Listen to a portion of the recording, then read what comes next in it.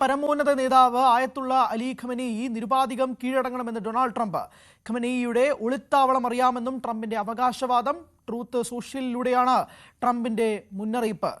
ഷംന കൂടുതൽ വിശദാംശങ്ങൾ തരും. ഷംന, ട്രംപിന് ഇങ്ങനൊരു പോസ്റ്റ് ഇടാനുള്ള കാരണം, പ്രേരണ എന്താണ്?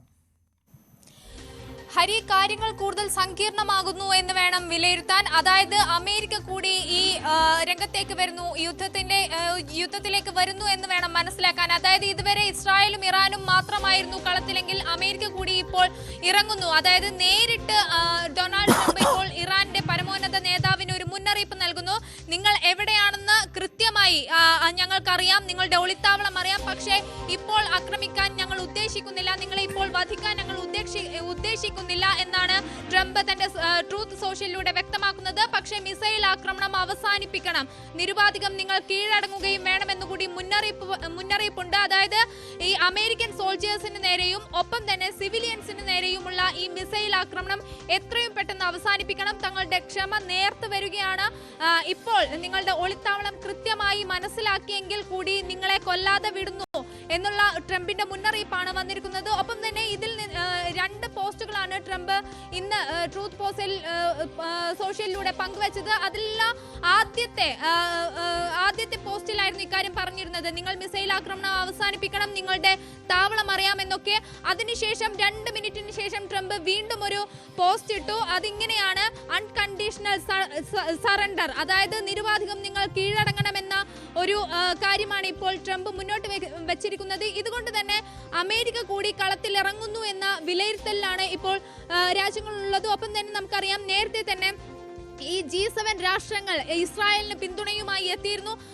പിന്നാലെ ഇപ്പോൾ അമേരിക്കയുടെ ഭാഗത്ത് നിന്ന് നേരിട്ടൊരു മുന്നറിയിപ്പ് ഇറാന് ലഭിക്കുമ്പോൾ കാര്യങ്ങൾ കൂടുതൽ സങ്കീർണമാകുന്നു എന്ന് വേണം മനസ്സിലാക്കാൻ. ഒപ്പം തന്നെ നേരത്തെയുള്ള ട്രംപിന്റെ മുന്നറിയിപ്പുകളും നിലപാടും ഒക്കെ നമ്മൾ കണ്ടതാണ്. അതായത് ഇസ്രായേലിന് നേരെ ഒരു ആക്രമണം ഉണ്ടായാൽ അതിനെ ശക്തമായി തന്നെ തിരിച്ചടിക്കുമെന്ന് ട്രംപ് നേരത്തെ തന്നെ ഇറാന് മുന്നറിയിപ്പ് നൽകിയിരുന്നു.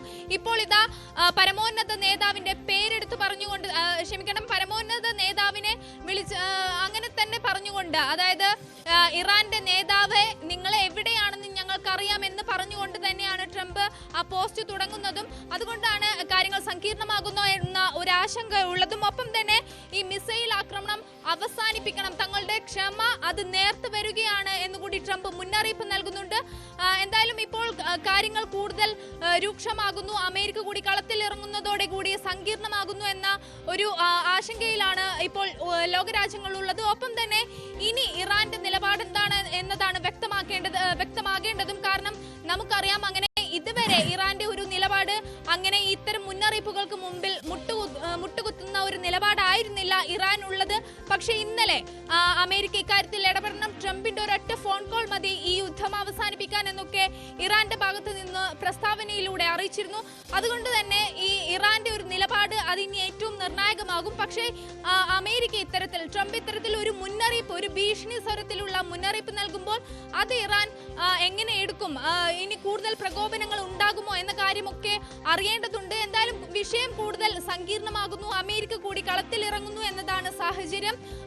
മറ്റു കാര്യങ്ങളൊക്കെ ഇനി വരും മണിക്കൂറുകൾ തന്നെ നമുക്ക് മനസ്സിലാക്കാം. ഒപ്പം തന്നെ ഇനിയുള്ള നിമിഷങ്ങൾ ഏറെ നിർണായകമാണ്, അക്കാര്യം തീർച്ചയാണ്. കാരണം ഇതുവരെ നമുക്കറിയാം, ഇരു രാജ്യങ്ങളും ഇപ്പോൾ 5ാം ദിവസവും മിസൈൽ ആക്രമണം തുടർന്നുകൊണ്ടിരിക്കുകയാണ്. ഇരു രാജ്യങ്ങളിലും വലിയ രീതിയിലുള്ള നാശനഷ്ടങ്ങൾ ഉണ്ടായിക്കൊണ്ടിരിക്കുന്നു.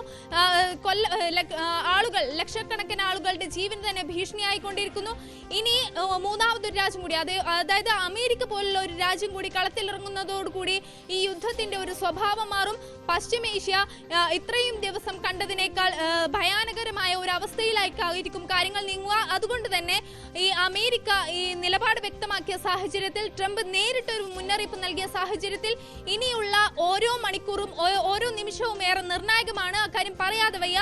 പക്ഷേ അതേസമയം ഇറാന്റെ ഇന്നലത്തെ ഒരു നിലപാട്, അതായത് ട്രംപിന്റെ ഒരൊറ്റ ട്രംപും കൂടി കളത്തിലിറങ്ങുന്നു എന്നുള്ളത് തന്നെയാണ് ട്രംപിന്റെ പ്രധാനപ്പെട്ട വാക്കുകൾ തന്നെയാണ്. അലി ഖമനേയിയെ ഒരു ഈസി ടാർഗറ്റ് എന്നാണ് ട്രംപ് വിശേഷിപ്പിക്കുന്നത്. പ്രധാനപ്പെട്ട വാക്ക്, is an easy target but safe there, we are not going to take him right now but എന്നുള്ളതാണ് പറയുന്നത്. നിലവിലത്തെ സാഹചര്യമാണ്. എന്തായാലും ട്രംപ് ഇറാന് നേരെ ഒരു ഭീഷണി മുഴക്കുന്നു എന്നുള്ളത് വ്യക്തമാകുന്നു.